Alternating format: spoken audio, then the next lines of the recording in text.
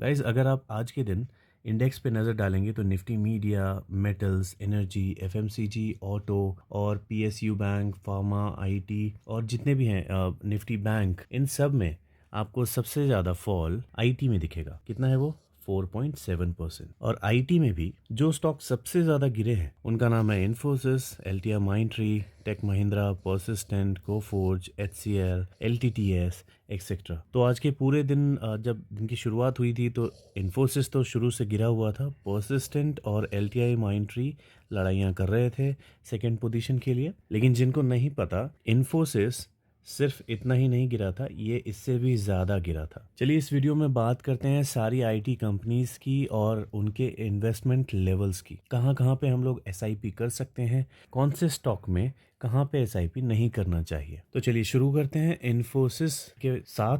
तो आज दिन की शुरुआत होने से पहले मीन्स 9:15 से पहले मैंने एक बार इसे चेक किया था 9:12 के आसपास कि आज के मेरे पोर्टफोलियोज में सबसे ज्यादा डाउन कौन से अभी दिख रहे हैं मार्केट ओपन होने से पहले। तो उसमें इन्फोसिस पहले से ही 10% माइनस में दिखाने लगा था। और अगर आपको पता होगा, आपने मेरे वीडियोस पहले के देखे होंगे तो आपको पता होगा कि मैं हमेशा अच्छे स्टॉक्स में जीटीटी के ऑर्डर लगा के रखता हूँ, बाइंग ऑर्डर्स लगा के रखता हूँ। तो इन्फोसिस में जैसा कि मैंने मेरे वीडियोज में बताया था, मेरा एक बाइंग ऑर्डर लगा हुआ था 1280 रुपीज पे। और 9:15 से पहले जब मैंने मार्केट में ओपन करके इसे देखा था तो उसमें मुझे पता चल गया कि 10% से ज़्यादा अगर ये गिरता है, जो कि ये दिखा रहा था कि 10% से ज़्यादा ये ऑलरेडी गिर रहा है, तो वो 1280 से भी बहुत नीचे था। तो इसीलिए मैंने अपने इस बाइंग ऑर्डर को चेंज करके इन्फोसिस का जो लोअर सर्किट होता है, जो लोअर सर्किट और अपर सर्किट दिखाता है, आपको अगर नहीं पता तो आप बताना, मैं किसी वीडियो में एक शॉर्ट वीडियो बना के बता दूंगा कि वो कैसे दिखते हैं। अदरवाइज हर स्टॉक का उस दिन का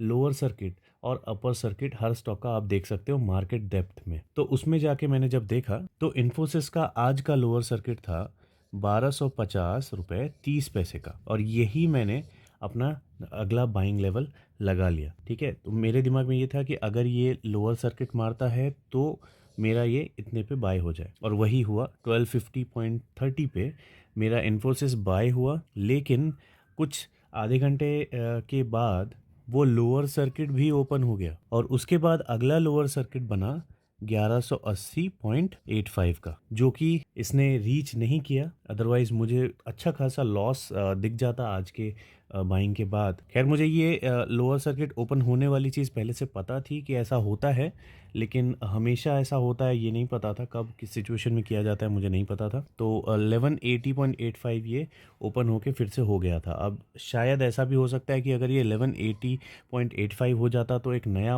लोअर सर्किट बन जाता शायद, उसके बाद ऐसा शायद होता, मुझे पता नहीं है। ठीक है, आप वेरीफाई कर लेना। तो ऐसा हुआ था आज के दिन। ओके, लेकिन अगर आपने मेरी वीडियो देखी होगी तो मैंने उसमें एक ईयरली टारगेट भी बताया था। एक नहीं, दो टारगेट बताए थे, पहला एसआईपी के लिए और दूसरा एसआईपी के लिए। ठीक है, तो जो पहला एसआईपी का लेवल था वो हिट हुआ आज 1235 पर। तो जब ये इस मेरे दिए हुए ईयरली टारगेट पे था, उस टाइम पे मैं इसमें ऑलरेडी 15 रुपये लॉस में था, क्योंकि मैंने कहाँ पे बाई किया था 1250.30 पे। यहाँ पे मेरी बाइंग हो गई थी, जो कि आज का लोअर सर्किट था पहला। और उसके बाद जब लोअर सर्किट ओपन हुआ तो ये 1235 तक और उससे थोड़ा सा नीचे भी गया था, बहुत हल्का सा नीचे भी गया था। ठीक है, आई थिंक 34 तक गया था। और उसके बाद आप देख सकते हो ये कहाँ पे बंद हुआ है, 1258.30 पे। तो मार्केट बंद होने के बाद मेरे बाइंग लेवल से भी मैं अभी इसमें पॉजिटिव में हूँ, लेकिन मुझे नहीं लगता कि कल ये नेगेटिव नहीं हो सकता। हो सकता है, लेकिन ज़्यादा चांसेस इसके एक ग्रीन बनाने के ही हैं, क्योंकि बहुत बहुत बहुत ज़्यादा ये आज गिर चुका है। ठीक है, अगर कल भी ये गिर जाता है तो फिर बहुत ज़्यादा चांसेस हो जाएंगे इसके ईयरली जो सेकेंड टारगेट जो मैंने दिया था उसको रीच करने के, जो कि है 1005 रुपीज़ के नीचे। मतलब कि यहाँ कहीं पे जहाँ पे इसका मूविंग एवरेज चल रहा है, तो मूविंग एवरेज भी यहीं कहीं आ जाएगा और यहाँ पे कहीं पे हमको ये मिलेगा। तो अगर आज आपने भी इसमें बाइंग की है तो अगली बाइंग मेरे हिसाब से 1005 रुपये के आसपास आपको करनी चाहिए। गाइज, इस वीडियो में हम लोग ये डिस्कशन नहीं करेंगे कि इन्फोसिस क्यों गिरा, पर्सिस्टेंट क्यों गिरा। देखिए, जब पूरी इंडस्ट्री गिर गई ना तो अच्छा है, कोई बात नहीं, इन्वेस्टमेंट के मौके बनेंगे। अगर ऐसा होता कि सिर्फ इन्फोसिस गिरा है, बाकी के स्टॉक्स उतने नहीं गिरे और कुछ स्टॉक्स ग्रीन में भी रहे तो गड़बड़ होती है, ठीक है। ये टीसीएस के रिजल्ट्स की वजह से और दूसरे जो भी रीजंस हो, कुछ भी हो, अगर पूरी इंडस्ट्री गिरी है तो वो कोई बुरी बात नहीं है। भले ये 1 साल, आधा साल या 2 साल अगर कंसोलिडेट करता है तो भी कोई बुरी बात नहीं है, अगर आप लॉन्ग टर्म इन्वेस्टर्स हैं तो। अगर आप स्विंग ट्रेडर हैं तब तो आप हमेशा ही रिस्क में है, ठीक है। अगर मार्केट कंसोलिडेट कर गया तो आप अटक जाओगे, लेकिन लॉन्ग टर्म इन्वेस्टर्स को वो सब टेंशन नहीं होती है। लोअर में लो, पॉसिबल जो भी आपको लोअर लगता है आप पॉसिबल लोअर में लो, यहाँ पे लो, कहीं पे भी लो, लॉन्ग रन में ये आपको एक प्रॉफिट देगा, ठीक है। तो ये इन्वेस्टमेंट का अच्छा चांस था आज। तो जिन लोगों ने ग्रैब किया है वो कमेंट सेक्शन में बता सकते हैं कि इन्होंने इसे बाय किया है, और अगर आप बाई करने वाले हैं तो कहाँ पे आप बाइंग की प्लानिंग कर रहे हैं, कमेंट सेक्शन में ज़रूर बताएं, ठीक है। चलते हैं अगली कंपनी पे। दूसरी कंपनी है मेरी one of the favourite, LTI माइंट्री। ये भी देख सकते हैं 6.75% के आसपास गिरा है, और अगर आप इसका मंथली कैंडल्स का चार्ट देखेंगे तो आपको दिखेगा कि ये एक बेस पे ही चल रहा है। अब देखिए इसमें इन्वेस्टमेंट के लेवल्स कहाँ पे बन सकते हैं। देखिए आपसे झूठ नहीं बोलूंगा, मैंने शायद इस पे वीडियो बनाया नहीं है, लेकिन इसका जो मेरा मंथली टारगेट था ना, मंथली जो इसका बाइंग का SIP का लेवल था वो था 43-26 रुपीज़ के आसपास, ठीक है। तो 43-26 ही मेरा बाइंग लेवल था, लेकिन ये आज गिरते गिरते 41-80 तक गिरा था। तो डिफरेंस बहुत बहुत ज़्यादा नहीं है क्योंकि बहुत बड़े नंबर्स हैं, लेकिन फिर भी डिफरेंस अच्छा खासा है। तो मेरे दिए हुए लेवल को इसने बीट बहुत अच्छे से कर दिया था, लेकिन बंद होते होते वापस ये 4332 पे आया है। अभी 4326 पे क्या मैंने बाइंग की? मैंने बाइंग नहीं की है। क्यों बाइंग नहीं की है? मैंने इसमें GTT लगाया ही नहीं था गाइस, ठीक है। मेरा GTT इसमें लगा हुआ ही नहीं था मंथली वाला। क्यों नहीं लगा था? बिकॉज आप देख सकते हो ये मूविंग एवरेज है, ओके। ये जो रेड वाली लाइन आपको दिख रही है ना, ये मूविंग एवरेज है, 50 डेज मूविंग एवरेज। तो मैं जनरली क्या करता हूँ, मैं किसी स्टॉक को एक बार बाय करता हूँ 25-30 डेज के मूविंग एवरेज के पास आने पे। अगर वो बहुत अच्छा स्टॉक रहता है, जैसे बजाज फाइनेंस, डीमार्ट टाइप का स्टॉक हुआ, LTI टाइप का स्टॉक हुआ, तो मैं उसे इस तरह के मार्केट के बाद जब ये गिरता है ना, तो मैं लगभग 20-25 यहाँ पे कहीं पे पड़ता है, तो वो 25-30 डेज के मूविंग एवरेज को जब छूता है कैंडल, तब मैं वहाँ पे उसको ऑब्जर्व करना शुरू करता हूँ। और वहाँ पे अगर मुझे ये मंथली वाला किसी मंथ में अगर टारगेट हिट होता है तो मैं उसमें एक छोटी सी SIP करता हूँ। तो वो मैंने इसमें LTI में ऑलरेडी कर ली थी। तो मेरा ऐसे भी प्लान इसे यहाँ पे कहीं पे खरीदने का है नहीं, क्योंकि मैं ऑलरेडी यहाँ पे इन्वेस्टेड हूँ थोड़ा पहले ही। तो मेरे पैसे जो है वो लगे हुए हैं, वो कभी लॉस होता है, कभी प्रॉफिट होता है, कभी लॉस होता है, कभी प्रॉफिट होता है, लेकिन बहुत ज़्यादा नहीं होता, क्योंकि ये कंसोलिडेट कर रहा है इसी तरह से, है ना। आप देख सकते हो कितने महीने से, 1 2 3 4 5 6 7 8 9 10 11 12वां महीना है ये। तो लगभग 1 साल से मेरे पैसे इसमें लगे हुए हैं, ना वो लॉस में जा रहे हैं ना वो प्रॉफिट में जा रहे हैं। तो यही रीज़न था कि मैंने इसमें मंथली टारगेट ना लगाया था और ना मैंने उसमें बाइंग की। तो मेरा अगला टारगेट इसमें बाइंग का है कौन सा? मेरा अगला टारगेट इसमें बाइंग का ईयरली वाला है, जो मैं ईयरली में 2 टारगेट देता हूँ ना, तो यही दोनों मेरे टारगेट हैं। लेकिन यहाँ पे मैं 3 टारगेट्स बताऊंगा, ठीक है। क्यों? क्योंकि हो सकता है मार्केट यहाँ से ही पलट जाए, क्या पता इसी लेवल से जो ये बेस बना था इसी लेवल से शायद पलट जाए। तो ये कौन सा बेस है? ये है 3755 का, ओके। तो 3755 आपका एक छोटा सा SIP का सपोर्ट लेवल है, और अगर ये यहाँ से भी नीचे गिरता है या फिर आप इस लेवल पे इसे नहीं खरीदना चाहते और नीचे खरीदना चाहते हैं, तो देखो बॉस, मैं कोई भी लेवल बता तो देता हूँ, लेकिन वो हिट होगा या नहीं उसकी कोई गारंटी नहीं है, ठीक है। तो ये बात याद रखना। कई सारे सब्सक्राइबर्स कंफ्यूज हो जाते हैं कि आपने इतना बोला था वो हिट नहीं हुआ। अरे हिट नहीं हुआ तो अच्छी बात है भाई, अगर जिसने इन्वेस्टमेंट किया है तो उनके लिए अच्छी बात है। तो लेवल्स मैं इसलिए बताता हूँ कि अगर इनकेस नीचे गया तो पलट कहाँ से सकता है, ठीक है। तो ये इसलिए सपोर्ट लेवल्स में बताता हूँ। मैं इसलिए नहीं बताता कि मैंने ये बता दिया तो ये यहाँ पे आएगा ही, तब तो मैं सारे अपनी जमा पूंजी यहीं पे लगा देता, सबसे लोएस्ट पोजीशन पे, है कि नहीं। तो 3755 इसका एक छोटा सा सपोर्ट है। अगर इसे भी ये ब्रेक करता है तो ये समझ लीजिए कि बहुत बड़े वाला इससे सपोर्ट को ब्रेक करेगा। ये जो पहले से चला आ रहा है, अब देखो 21 में इसने जो सपोर्ट बनाया था उसको ये ब्रेक कर देगा, तो ये बहुत बड़ी नेगेटिविटी हो जाएगी। तो इसलिए भी मुझे नहीं लग रहा कि 3755 के नीचे इसे जाना चाहिए। मैनेजमेंट भी बहुत अच्छा है, रिजल्ट्स भी बहुत अच्छे हैं। तो इसके रिजल्ट का आप वेट करना चाहते हो तो आप वो भी कर सकते हो। मुझे नहीं लगता वहाँ तक, जब तक इसका रिजल्ट आएगा तब तक ये इसे बीट कर देगा, मुझे ऐसा फील नहीं होता। कुछ भी हो सकता है, लेकिन ठीक है, आप अपने गट फीलिंग पे जाओ। लेकिन 3755 इसका एक लेवल है। तो पहला ईयरली टारगेट है 2845 का, और दूसरा फाइनल ईयरली टारगेट है 1370 का, ठीक है। तो ये दोनों ईयरली टारगेट है, ये पूरे साल एक्टिव रहेंगे। और ये जो है 3755 वाला, ये इस महीने ही एक्टिव रहेगा। ओके, चलते हैं अब अगली कंपनी पे। अगली कंपनी है सोनाटा सॉफ्टवेयर। बहुत सारे लोगों को इसके बारे में नहीं पता होगा, ये उनके टारगेट में नहीं होगा, लेकिन मेरी वन ऑफ द फेवरेट है, इसलिए है क्योंकि मुझे इसमें प्रॉफिट बहुत अच्छा हुआ है।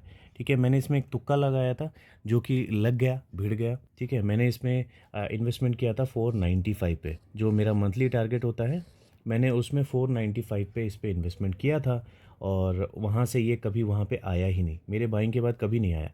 इस कैंडल पे ही ये हिट हो गया था, अगले महीने भी वो वहीं पे घूमता रहा और उसके बाद जब ये ऊपर गया है तो उसके बाद से ये नीचे आया ही नहीं है। तो मेरा अजम्पशन ये है कि अगर ये यहाँ से गिरता भी है रेड कैंडल्स बनाते हुए, तो ये जो ब्लैक लाइन आप देख रहे हो ना, 20 डेज़ का मूविंग एवरेज है, तो ये हो सकता है यहाँ तक आके फिर पलट जाए। ओके, ये मेरा सिर्फ गैस है, हो सकता है नीचे भी गिर जाए, लेकिन कंपनी में ऐसा कुछ बुरा नहीं दिखा मुझे। तो आज के दिन क्या हुआ, आज के दिन इसमें 5.76% की गिरावट दिखी। अगर इसका मंथली जो एक ही महीने का जो सपोर्ट लेवल होता है, एसआईपी लेवल होता है, वो अगर मैं बताऊं तो वो है 670 रुपीज़ का, जो कि बहुत नीचे है। ठीक है, यहाँ तक आएगा नहीं, मुझे लगता नहीं। ये 670 का ये है, लेकिन इतना जल्दी ये इस महीने आ जाएगा मुझे ऐसा नहीं लगता। हो सकता है अगले महीने आ जाए, लेकिन अगले महीने ये लेवल जो है वो इनवैलिड हो जाएगा। ये सिर्फ इस महीने अप्रैल तक ही रहेगा। तो 670 तक ये आ सकता है, लेकिन इस महीने आएगा नहीं, ये मुझे मतलब बहुत स्ट्रांगली लगता है। तो अगर ये हिट नहीं होगा तो क्या हिट होगा, तो ईयरली दो टारगेट अगेन, पहला और दूसरा। पहला टारगेट है 425 का और दूसरा है 335 का। ये फाइनल है, ये पहला है। ठीक है, तो अगर आप इसे कंसिडर करना चाहते हो तो आप इसे कंसिडर करके रख सकते हो, लेकिन मुझे लगता नहीं यहाँ तक आएगा। बहुत ही बुरे लेवल्स बता दिए मैंने, लेकिन जो इंडिकेटर बता रहा है वही मैं आपको बता रहा हूँ। ठीक है, तो मुझे सपोर्ट इन्हीं दोनों पे दिख रहे हैं, आप देख सकते हो। अदरवाइज़ आपको इसमें अगर ट्रैकिंग करनी है, आप ट्रैकिंग करो। मैं हर महीने बताऊंगा कि इसके जो मंथली जो इन्वेस्टमेंट के लेवल बन रहे हैं वो कहाँ पे बन रहे हैं। ओके, अभी देखो एक इंपॉर्टेंट चीज़ और बताता हूँ।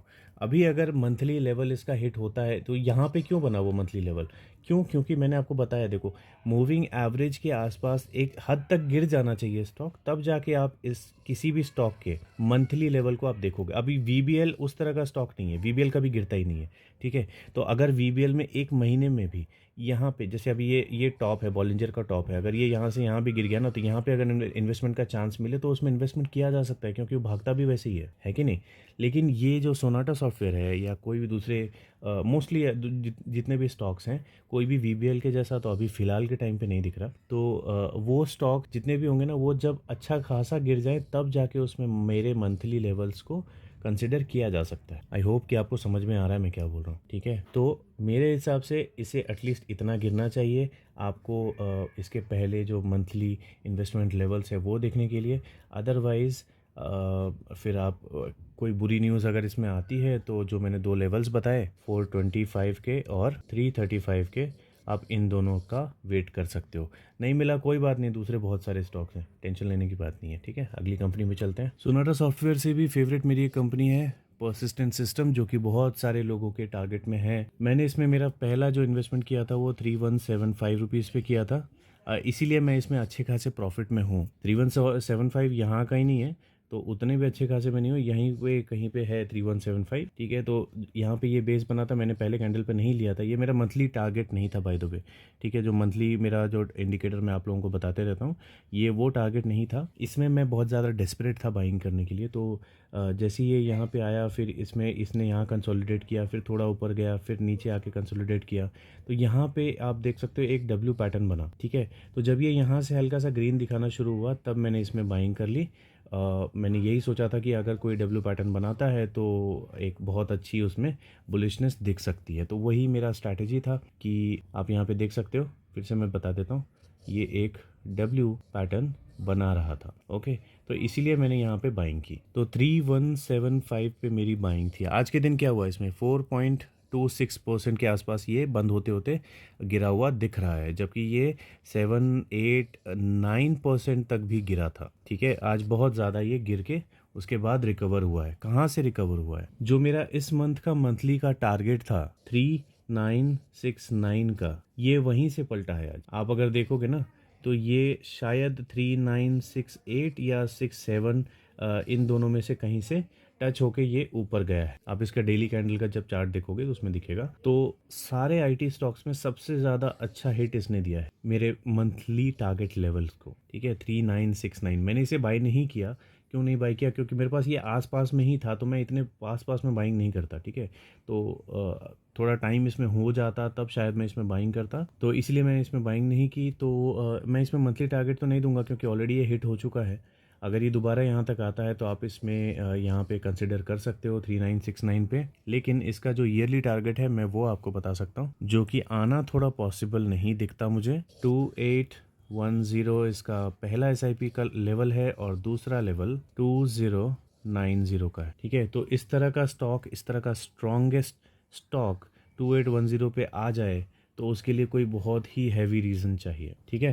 तो मोस्ट प्रॉब्ली ये यहाँ तक नहीं आएगा। तो आप क्या कर सकते हो, आप ये कर सकते हो कि जो आज लेवल बना है आप यहीं इस लेवल का वेट करो, क्या पता कल एक रेड और बन जाए और इससे भी नीचे चला जाए, तो आप इसे बाइंग के लिए कंसिडर कर सकते हो उस टाइम, ओके। लेकिन छोटी सी बाइंग, क्योंकि आप देख सकते हो मूविंग एवरेज कहाँ पर है, बहुत नीचे है। बॉलिंजर कहाँ पे है, बहुत नीचे है ना। तो एटलीस्ट इस बॉलिंजर के आसपास आने पे या फिर इस लेवल के पास आने पे अगर आपको मिल जाए तो ज़्यादा अच्छा रहेगा, लेकिन वहाँ पे आएगा या नहीं उसकी कोई गारंटी नहीं है।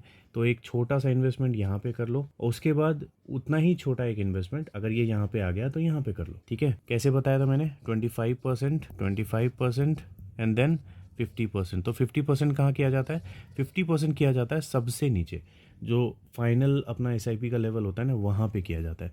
जैसे इन्फोसिस में मैंने बताया, अगर वो इन्फोसिस 1005 पे गया तो इसमें मैं अपने बचे हुए 50% लगा दूंगा, ठीक है। जो भी 50% अमाउंट मैंने इन्फोसिस के लिए बचा के रखा है मैं वो इस लेवल पे लगा दूंगा, क्योंकि ये मेरा क्या है, इन्फोसिस का बाइंग लेवल का फाइनल लेवल है, ओके। तो इसी तरह से इन्वेस्टमेंट करने पे आप पीसफुल रह सकते हो। चलिए अब चलते हैं अगली कंपनी पे। गाइस अगली कंपनी है इन्फो एज। आपको पता होगा, नौकरी, हैंड राइटिंग के लिए माफ़ी चाहता हूँ, नौकरी इसे कहते हैं, naukri.com, ठीक है। तो अगला स्टॉक यही है। बहुत सारे लोग इसे IT का स्टॉक नहीं मानते, बहुत सारे लोग मानते हैं, तो मैंने सोचा चलो कोई बात नहीं, आज गिरा है तो ऐड कर लेते हैं।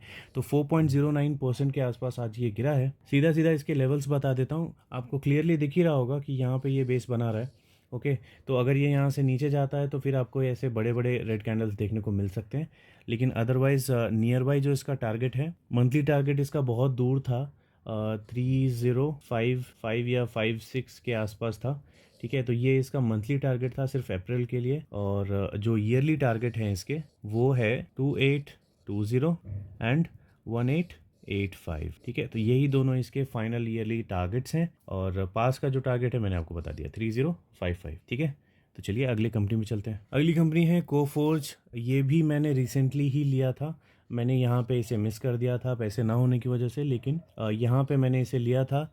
बाइंग लेवल जो बन रहा था वो बन रहा था 3750 का, लेकिन बाइंग करते करते मैंने इसे 3650 पे बाइंग की थी, ठीक है। क्योंकि मुझे दिख गया था जब ये हिट होने वाला था, तब मुझे दिख गया था कि शायद थोड़ा इसमें और प्रेशर है, तो मैंने उसको चेंज करके सेम डे 3650 किया, और ये यहाँ से भी थोड़ा सा नीचे जाके उसके बाद ऊपर चला गया था, ठीक है। तो यहाँ पे मैंने बहुत छोटा एक 25% या 20% का ही इन्वेस्टमेंट किया है, और इसीलिए यहाँ पे मैं इसमें बाइंग नहीं देख रहा, मैं पर्सनली नहीं देख रहा। लेकिन अगर आपको इन्वेस्टमेंट करना है इसमें तो 3115 अगर ये अप्रैल में पहुंच जाता है तो आप इसमें एक छोटी सी इन्वेस्टमेंट कर सकते हो, ठीक है, 3115 या 16। अदरवाइज जो इसका ईयरली टारगेट है वो 2600 का है पहला वाला, और दूसरा है 1500 के नीचे, ठीक है, जब ये 1500 से नीचे चला जाए। तो 2600 ईयरली टारगेट है, 1500 फाइनल टारगेट है, और 3115 अप्रैल का टारगेट, ठीक है। स्टॉक बहुत अच्छा है, कोई इसमें गड़बड़ नहीं है, कुछ भी नहीं है, बहुत ही स्ट्रॉन्ग स्टॉक है, तो बिंदास आप इस पर डिसीजन ले सकते हो। चलिए आगे बढ़ते हैं। अगला स्टॉक है LTTS। आज के दिन 2.76% गिरा है।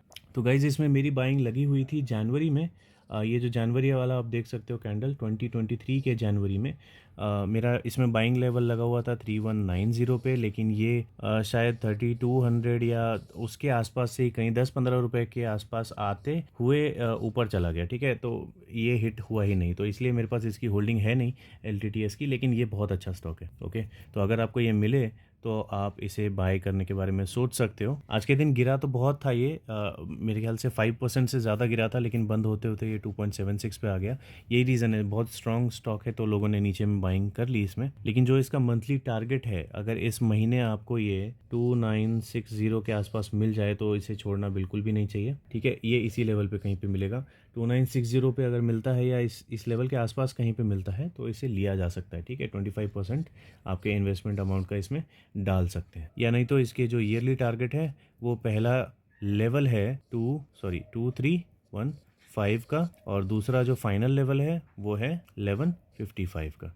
तो ये दोनों इसके ईयरली लेवल्स हैं। थोड़ा बहुत 19-20 हो सकता है ऊपर नीचे, बाकी इस लेवल के पास आते आते आपको इसको ट्रैकिंग करना शुरू कर देना है, ठीक है। चलिए अगली कंपनी पे चलते हैं। अगली कंपनी है HCL टेक, और इसके रिजल्ट्स शायद 20 तारीख को आने वाले हैं। तो आप 20 तारीख का वेट करना चाहते हो तो आप वो कर सकते हो। वैसे भी इसका प्राइस कोई अभी बहुत ज़्यादा नीचे नहीं है, यहाँ से तो ऑब्वियसली नीचे है, लेकिन फिर भी बहुत ज़्यादा नीचे नहीं है। एटलीस्ट ये मूविंग एवरेज के आसपास रहता तो अच्छा लगता, क्योंकि इसकी हिस्ट्री देखने पे लगता है कि ये मूविंग एवरेज से थोड़ा ज़्यादा ही प्यार करता है ना। मूविंग एवरेज के पास बहुत ज़्यादा आता है, तो ये अगर यहाँ कहीं मिल जाए तो बहुत अच्छा लेवल हो सकता है। मेरे पास HCL टेक है इसी लेवल पे, क्योंकि देखिए उस टाइम में क्या हुआ था, सारी कंपनी लगभग यहीं से पलटी थी, तो वो रीज़न नहीं था इसे बाय करने का, लेकिन इसने मेरा मंथली जो टारगेट था वो हिट किया था। मंथली जो इंडिकेटर जो मैं शेयर करता हूँ वो इसने हिट किया था, तो इसीलिए ये मेरे पास है इस लेवल पे। अगर इससे नीचे ये जाता है तो 790 इसका पहला ईयरली टारगेट हो जाएगा, और 610 इसका फाइनल ईयरली टारगेट हो जाएगा, ठीक है। चलिए बढ़ते हैं आगे। देखिए अगली कंपनी है एम्फेसिस। बहुत ज़्यादा फेमस नहीं है, बहुत ज़्यादा क्या कहते हैं, रिटर्न भी देने वाली कंपनी नहीं है, लेकिन हाँ अगर आप इसे बेस पे ले पाए तो हो सकता है कि आप इसमें अच्छा खासा रिटर्न बना लो। लॉन्ग रन में इसने एक रिटर्न बना के दिया ही है, मींस लॉस में नहीं छोड़ा होगा लोगों को, लेकिन जैसा इन्फोसिस, पर्सिस्टेंट वगैरह जो कंपनीज देती है, हैप्पीएस्ट माइंड वगैरह जो देती है, उस तरह के स्ट्रॉन्ग प्रॉफिट रिजल्ट्स ये नहीं दिखा पाता, ठीक है। तो अगर आपके रडार में ये है तो मैं आपको इसके लेवल बता देता हूँ। तो इसका जो पहला देखिए, मैं इसमें मंथली लेवल्स नहीं बता रहा, ठीक है। मंथली लेवल्स का कोई मतलब नहीं है, मुझे नहीं लगता ये उतनी स्ट्रॉन्ग कंपनी है जिसमें आपको मंथली लेवल्स देखने चाहिए। तो इसका मैं ईयरली लेवल बता देता हूँ। पहला जो लेवल है वो है 1470 रुपीज़ का, और दूसरा जो लेवल है वो है 870 रुपीज़ का। यही दोनों इसके लेवल्स हैं जो कि ईयरली है, ओके। तो इन दोनों पे आप अपनी SIP के बारे में सोच सकते। बढ़ते हैं आगे। बिरला सॉफ्ट देख सकते हैं, ये जो मूविंग एवरेज की लाइन दिख रही है रेड कलर की, यहाँ पे ये इससे नीचे गया, यहाँ पे इससे नीचे गया, यहाँ पे इससे नीचे गया। तो एक्सपेक्टेशन मेरी यहाँ पे भी वही है कि ये यहाँ से शायद नीचे जाएगा, ठीक है। तो ये जो आपको दिख रहे हैं नीचे जाते हुए, ये बहुत छोटे छोटे दिख रहे हैं, लेकिन जब ये उस टाइम में देख रहे होंगे ना आप, तो ये बहुत बड़े दिखते हैं, ओके।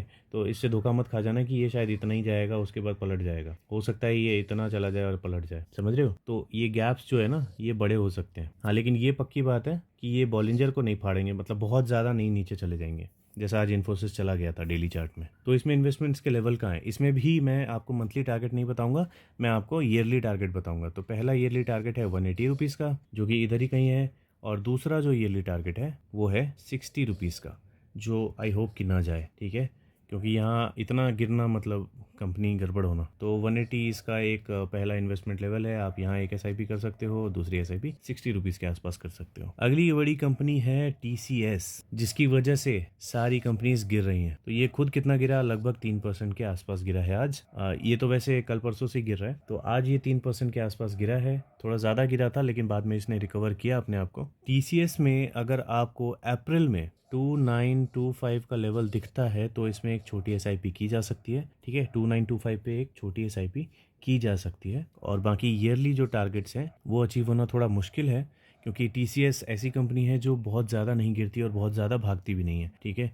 तो मुझे नहीं लगता कि ये ईयरली टारगेट हिट करेगी, लेकिन फिर भी मैं बता देता हूँ 2715 ये इसका एक ईयरली टारगेट है, और दूसरा जो टारगेट है वो है 2290, ओके। तो ये दोनों हैं ईयरली टारगेट, और ये सिर्फ अप्रैल के लिए। चलिए आगे चलते हैं। जेंसार टेक एक कंपनी है जो कि बहुत सारे लोगों के रडार में नहीं रहती, आप देख सकते हैं किस लिए। तो ग्रोथ उतनी ज़्यादा नहीं है इसमें, लेकिन फिर भी बहुत सारे लोग इसमें इन्वेस्टमेंट करना चाहते हैं या कर चुके हैं, तो उनको इसमें लेवल्स बता दे रहा हूँ मैं। आज के दिन 4.34% तक ये गिरा है। इन्वेस्टमेंट अगर इसमें कोई करना चाह रहा है और सेफ फील करना चाह रहा है तो 110 के नीचे ही इसमें पहला SIP करना चाहिए, और उसके नीचे मुझे नहीं लगता इसमें कोई SIP करनी चाहिए, ठीक है।